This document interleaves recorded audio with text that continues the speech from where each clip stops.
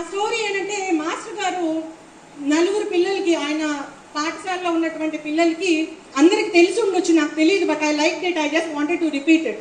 వాళ్ళకి దోసిట్లో ఇసుకిచ్చారంట.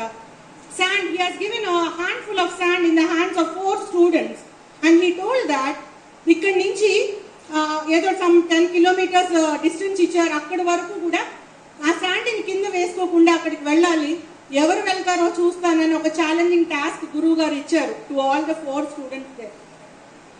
అందులో మొదటి వాడు జాగ్రత్తగా పట్టుకున్నాడు. టీచర్ గారు చెప్పారు కదా, ఏదో అర్థం ఉంటుంది, చెప్పారు కాబట్టి నేను పాటించాలని చెప్పి చాలా జాగ్రత్తగా దోసిట్లో ఆ శాండ్ని తీసుకొని వెళ్ళాడు.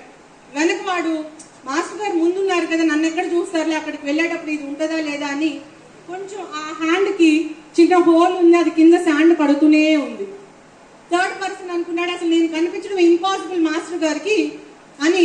వాడేం చేశాడు, 2 చేతులు పట్టుకోవడానికి చేయి నొప్పిగా ఉండి ఒక చేతిలో శాండ్ తీసుకొని మిగతాది కింద పోసి ఒక చేయి చక్కగా జేబులో పెట్టుకొని హ్యాపీగా వెళ్తున్నాడు. 4వ వాడు, 3వ వాడు ఒక చేతితో పట్టుకున్నాడు, నేను ఇంకా కనపడటానికి అసలు అవకాశమే లేదని మొత్తం వదిలేసి జేబులో చేతులు పెట్టుకొని హ్యాపీగా పాటలు పాడుకుంటూ వెళ్ళాడు. They have crossed all the 10 kilometres which there master has taken.